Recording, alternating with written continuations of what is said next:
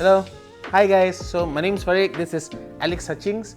We are here for the L3 clinic tour. Yeah. Right. So they've graciously asked me to ask Alex. Before I start, I'm a fan, man. Oh, thank you. I'm a fan. I've been listening to you for a while. You are definitely one of my go-to influences, especially when I hit a rut, right? Just open up some Alex songs and like, whew, cool. Thanks very much. So they've asked me to ask some questions, right? So actually these questions look like mine. Okay, so I'm a guitarist, right? A lot of us are. The first question I'd like to ask is like, do you have a preference on how you set your action, Oh, yeah. neck, general setup lah? Definitely. Well, funnily, I have my guitar right here, which is good. I can tell you. So this is my new guitar. I've been using this for about 6 months. All right. And this goes so low. Very low action. I mean, you feel that, right? Whoa. It's like the lowest ever. Dude, that is... That's what I'm telling you. So wow. It's like a cheat code for guitar. It is. It's really cool. So basically, I like it low, and it's because I have quite a light touch, you know. Oh, okay. And so I don't like to hit too hard, and keep it, nice and relaxed. So basically, low action. Okay. Yeah, that's my preference. Any preference on string gauge, stuff like that? Yeah, I'm using 9s at the moment. I used to use 8s a long time ago. Then I went to like 10s, 11s. Now 9s is a good balance. Oh, okay. Is it mostly standard tuning stuff, or do you drop tune? Well, my standard tuning is actually 4ths. So I have a C and an F on top. Did you know that? Oh, no, I did not know that. Yeah. That is cool. Yeah, but then sometimes I play a 7-string that has a low B. Okay. But yeah, otherwise it's standard, yeah. Oh, that's cool. That's like the lowest action I've ever touched. Exactly, yeah. It's nuts. It's nuts. Cool, It's crazy, man. Okay, so maybe moving on. Okay, what features on the Laney amps, I guess, do you like and why? Yeah, okay. Well, it's interesting because since I first started using them, I used to use them more in the studio and like record. And then as I came to do more live stuff, I think one of the best features of the amps and the new sort of pedal versions of the amps is you can do MIDI switching, which is really powerful. So most of the amps have a clean channel and a lead channel, and there's also a boost as well. Yes. Right? And it really affects the tone in a good way, of course, adding the boost. And so for me, the fact that you can, with a switcher, let's say you want to add delay or chorus, or you want to select multiple pedals at the same time, by pressing one button, the Laney via MIDI can be controlled so that you can go to channel 2 with boost or channel 1 with no boost. And so it can be switched. And not a lot of people use that feature, but for me, that's very important. And when I did the Steven Wilson tour, which was, you know, a very long tour, 14 months, wow. He's very particular about tone as well. So he likes a lot of variation. And so to be able to change variation like that very quickly is important. So that's one of the features. Obviously, they sound great and feel great and stuff as well, but as a feature, that's something I've used for quite some time. Okay. Do you have like a preference for a particular model, for a particular sound? Yeah, that's a very good question and a timely one, because this very day, there's a new Laney amp, which I've just fallen in love with today. Okay. It's the Super 60, it's the 212 one, and I literally just tried it. I was like, wow, that's amazing. And I've been using the Ironheart series on the tour I just mentioned, because it gives you a big wide variation of sounds, like from quite heavy to clean. Whereas this one is, I describe it as the kind of organic guitar tone. You know, it's kind of clean, but it breaks up. That lovely kind of more kind of blues fusion, like Robin Fordy kind of vibe. You know, nice grit. And actually, it's interesting timing, because as a musician, I feel like I'm going more towards that again. You know, we all have. We all change our tastes and stuff sometimes, but also I've always loved heavy. I like blues. I like jazzy. Yeah. So I changed my mood, right? And I feel like for the last 10 years, I had a whole series of custom guitars, which I used exclusively pretty much. Also, the Iron Hearts, as I said. Yeah. Whereas right now, I've changed my guitar, Yeah. and now I'm thinking probably I would change to this Super 60 one, and I've got two more guitars coming, which are less kind of rock, more bluesy style. Yeah. So that's going to be great, and so I think from next year I will be having a new setup. Oh, okay, that's with cool. This one, yeah, and it only came out a few months ago. The new Lionheart Super 60. We should check it out. I was just gonna say I was listening to I was watching your video on Jellyfish. Yeah. Oh, dude, the tone in that is You like it? so. I love it. It's so full. It's so. But there's this sense of definition. Okay, I personally I came from a more metal background, right? Yeah. But the past 10 years I've been playing a lot of fusion, a lot of Malaysian fusion stuff with Indian classical Carnatic stuff. It's cool, but it's also difficult because I like that old school scoop stuff, right? Yeah. And I find that tone, your tone from that sound, right, from that video, right, really helps me to fit whatever what I need to get. So that song is just so cool and it's shot so well. It's got Jellyfish. Yeah, it's good. Yeah. Well, yeah. So that was the lead channel of the Iron Heart. You know, that tone there. Love it. And so that really works with with this guitar and that type of music, which I love, of course. But like I say, I'll still be doing that and using that. But I've got some more bluesy, kind of jazzy stuff that I'm going to be hopefully doing next year too. And so this other amp perfectly suits that. Wow, so it's kind of like having a few different amps, you know. Yeah, that's cool. That's cool. But do you find it difficult? Is it like a switch for you, or is it all one amalgamation of stuff? It's like you've definitely got a heavy side, a heavier sound, a heavier approach. But you also got this blues side, fusion side, jazz side. And you seem to switch just like that. Yeah, I think about music just like that. It's music, right? So whether it's heavy, whether it's rock, jazz, blues, funk, it's all music to me. So that's how I hear it. And it's like maybe the certain styles reflect different emotions within me. So obviously that, aggression for the rock stuff, you kind of get that out. But then there's the sensitive side for the delicate stuff. And I think I could go from playing something really heavy like tonight or something, and then you ask me to play a jazz standard straight after. And I would just feel that, To me, that's the beauty of music, and I guess I've just sort of studied both, so I love both. So it doesn't take any time, really. Yeah, that is so cool. Also, quite. I've got friends. My son, right? He asked me, okay, he's a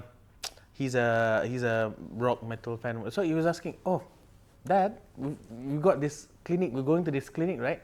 Alex Hutchings. Who's Alex Hutchings? Okay, he's a guitarist, son, right? He asked me, what does he play?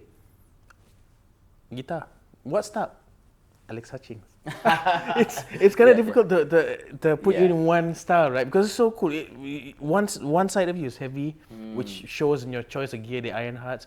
But I love the bluesy, the jazzy stuff as well. You do that so well. It's so cool. Thank you. Yeah, I love both. So it just depends on the mood. Yeah, I understood. Okay, so the new loud pedal. Okay, so tell us about it. Are you using it? Yeah.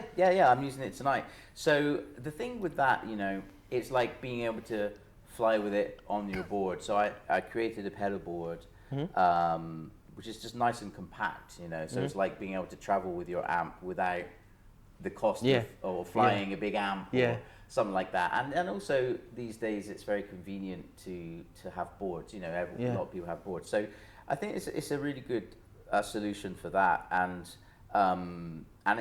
it's handy, like I say. With this one, what I like is that you can still plug a cab into it or direct to the PA. So if you get stuck or your speaker cable breaks or they haven't got a cab, you can go into the PA and you get those options. So I think talking with the guys last night, the Laney chaps, I think what's cool. They're always trying to solve problems for guitarists. You know, like give us options, right? And it's really lovely because obviously I love having the big amps and stuff like that. But it's not always practical in life to have everything you want, right? So these little pedal options are just a really great choice. You know, you can have that, and all the switching options I mentioned are inside. You can use the MIDI stuff that I mentioned and program it to your heart's content. So I was listening to your sound check, and that was from the loud pedal. Yeah.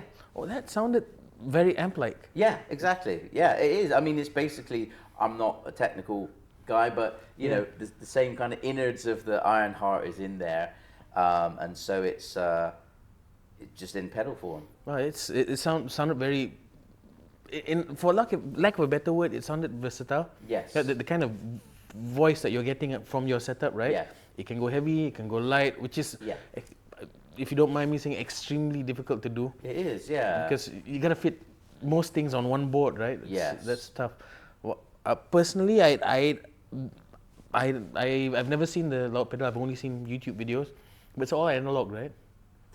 Again, I'm not that technical. I think so. Yeah. I mean, because when you connect the speaker, it's like the same as the amp, right? Yeah, You have to connect the speaker to it, but it has the added benefit that if the speaker cable is not connected, it doesn't affect it. You know, like valve amps, they don't like if you don't plug in a speaker. No, big boom. Yeah. Whereas this is protected somehow, so because of the DI out. So that's really great. So for me, being a bit more old school, I like using the cab, so I like to have that. But others just go DI, you know. Cool. So yeah. So, okay, maybe a question of performance. How do you prepare for a performance? Okay, do you have like a regime when you want to prepare for a performance, or maybe a string of performances like what you're doing for the clinic, right?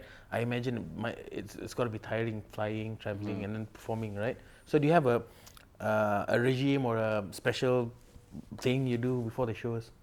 No, not really. It's funny because I'm predominantly like an improviser. I like to be quite fresh, so I don't often warm up or anything like that. Just like kind of go up and just accept what's going to happen, right? That's cool.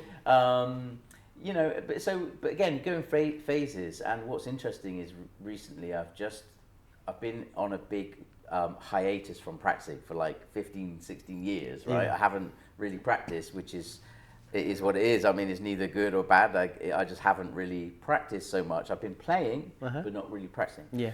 And I feel like just recently I've been thinking I want to start practicing again and really getting back into some stuff. So yeah, maybe I will change that today and like do some practice before. But it's kind of not for the performance. Yeah. It's just for the sake of practicing and just, you know, getting better and feeling more comfortable. Because I would argue that in the last 10, 12 years, my technical facility is like, you know, maybe 60% of what it used to be because I'm not practicing in that way.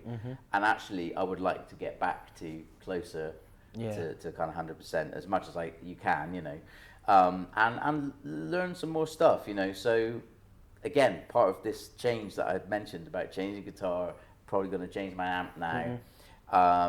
You know, maybe the style of music that I'm going to put out next year is all part of that. So practicing again, so it's a good time. I'm sort of looking forward to doing that. Yeah. That's cool. I imagine like something like the loud pedal would actually help your practice routine as well. Yeah. Because it's got like headphones out. Exactly. Yeah, handy. I mean, for example, I can plug it in the hotel room, mess around with it, some settings if I need, and then bring here and stuff. Yeah, so, yeah, that's cool. That's cool. Okay, I asked this question. This is something I really want to know. So you confess to being more of a off the cuff kind of improvisational player, right? But what's your writing process in the studio when you're committed to finishing a track, right? Is there like a certain way you want to write, a certain target you want to reach? Okay, this song needs to be 5 minutes long, or it needs like X amount of changes, or it needs to be in this key so that it fits this guitar, or is it all just? Yeah, I definitely don't have a process. You know, I've been kind of guilty of just being, like I say, organic means I don't think, oh, I'm going to sit down and write something today. I either do or I don't, kind of thing. And the tracks that I do play have like come out in various ways. Sometimes, you know, I'll normally be practicing and then an idea might come and I say, oh, this is cool. And then I'll just go with that mood and kind of develop it as much as I can. Other times, you know, but it might take a while. You know, I might record the rough idea and then down the line finish it or something. But then sometimes it might just all come out in a few hours. You know, so there's a track that I wrote called "To Cry from Joy," and that's like one day I woke up and the funny thing is I felt like I'm gonna write something really heavy today, like a Metallica track. And then I just played this chord and I thought, oh, that's nice. And then I literally started to come up with this progression, and then the same afternoon just put the camera up and recorded what is on YouTube now. And that became that song. So it was all done, recorded, finished in a few hours. So that was that process. And then other times, you know, like I say, you do it over a period of time. So it just depends. That's cool. That's very cool. So what about the backing track, the drums, bass stuff? Do you do all that? Oh, well, in that case I did, but often what will happen is I'll write the groove and try and get a drummer to record it or a band, because it does sound a lot better. Yeah, no doubt. Right, so I think that's all we got for today. Thank you, Alex. No worries, my pleasure. It's such an honor to meet you. Thank you. Hopefully you can play the game one day. Yes. Right, so I've been Farique. This is Alex Hutchings. Thanks.